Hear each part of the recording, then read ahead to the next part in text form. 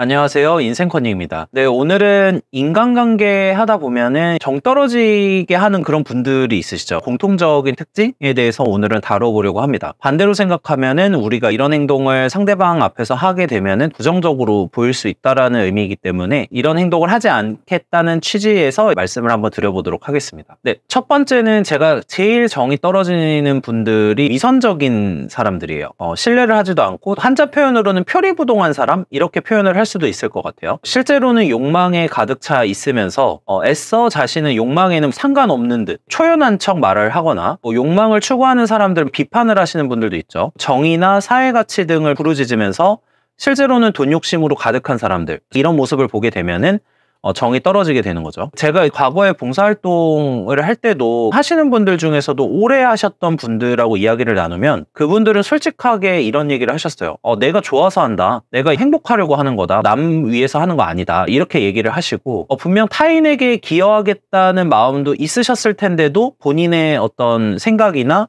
이 하는 일에 대해서 겸손하게 얘기를 하시는 분들이 많았어요. 그분들의 마음도 이해가 되는 게 정말 타인을 위해서 하는 활동인 봉사활동도 어찌 보면은 자기의 행복, 내가 누군가에게 기여하면서 느끼는 뿌듯함이나 이런 게 개인에게 좋은 감정이라는 거죠. 좋은 사람들 교류를 할 수 있는 장점도 있고, 그래서 개인적인 욕망을 충족하기 위해서 하고 있다, 이렇게 이야기하시는 분들이 많았거든요. 논란이 많은 책이기는 한데 이기적 유전자라는 책에서도 이런 부분이 나오죠. 그러니까 사람들이 타인을 위해서 하는 행위라고 생각되는 행위도 실제로는 종족 또는 유전자를 보존하기 위해서 하는 행위다 라고 해석을 하는 부분들인데, 이에 대해서는 당연히 다양한 의견이 있지만 적어도 어떤 행동이 나를 위한 행동이라고 생각을 할 줄 아는 사람들이 위선적이지는 않은 것 같다는 생각이 들고, 이런 분들이 겸손한 경우가 많았던 것 같습니다. 개인적으로는 이렇게 생각해요. 욕망으로 대표적인 게 돈 같은 거죠. 그래서 돈을 추구하는 게 전혀 나쁘다고 생각을 하지 않고, 사실 내면에는 욕망이 있지만 실제로 이룰 수 없기 때문에 이걸 추구하는 사람을 비판하거나 넘어뜨리려고 하는 사람도 있다고 생각을 하고 있어요. 모든 분들이 그런 건 아니지만 불법이 아닌 이상에는 원하는 걸 추구하는 게 당연한 거고, 열심히 살고 무언가 추구하는 게 나쁜 게 아닌데 사회에서는 타인을 위해서 정의를 추구해야 되고 이렇게 얘기하시는 분들 중에 욕망으로 가득 찬 분들도 많았다. 그리고 그분들도 어떻게 보면은 남들에게 좋은 이야기를 듣고 좋은 가치를 추구한다라는 어떤 평판을 위해서 하고 있는 경우도 많다고 생각을 하고요.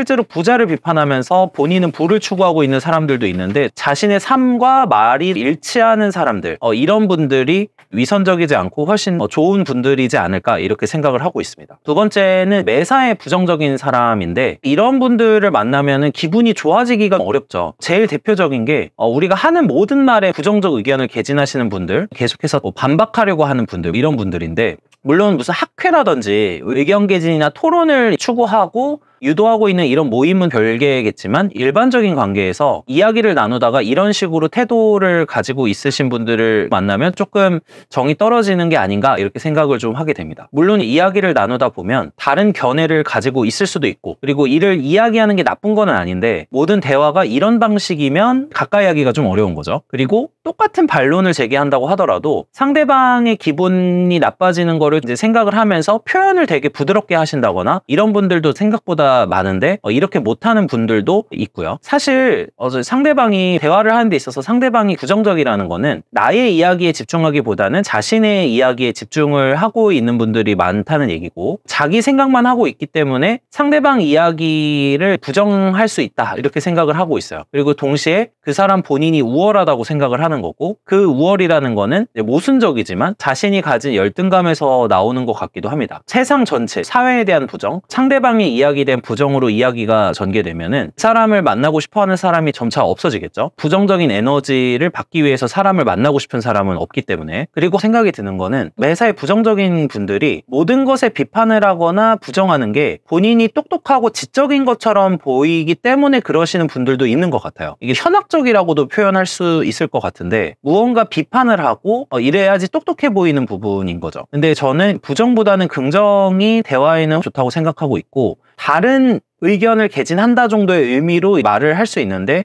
상대방에 대해서 계속해서 부정적인 반응을 보이는 거는 지적인 것이 아니라 현명하지 않은 것일 수도 있다, 이렇게 생각을 하고 있습니다. 세 번째, 자기가 하는 일만 힘들고 남들은 쉬운 일을 한다, 쉽게 돈 번다고 이야기하시는 분들인데, 사회에서 이야기를 나누다 보면은 이런 생각 가지고 있으신 분들이 있어요. 물론 모든 사람이 자기가 직접 하고 있는 일이 제일 힘들 수밖에 없죠. 다른 일을 경험해보지 않았고 내가 하고 있는 일에 제일 많은 관심과 초점을 두게 되니까요. 어떤 표현에서는 이런 것도 있었습니다. 자기 손톱에 가시가 하나 박힌 게 아프리카에서 누군가 죽어가는 것보다 그 사람에게는 훨씬 더 고통스럽고 제일 신경 쓰이는 부분이다. 이런 얘기가 나온 책이 있었는데, 이런 것처럼 다른 사람들도 힘들 거라는 생각을 못 하시는 분들이 간혹 있다라는 거고요. 상대방 입장에서 생각을 하거나 상대방을 배려하면서 말을 하기가 어려워지고, 그러면 상대방 입장에선 이걸 듣고 있으면은 정이 떨어지고 기분이 나빠지는 거죠. 항상 자기가 경험하고 생각한 부분에 갇힐 수밖에 없는 게 인간의 한계이긴 하고, 저도 그런 사람이긴 하지만 적어도 다양한 일을 경험해 본 사람들의 경우에는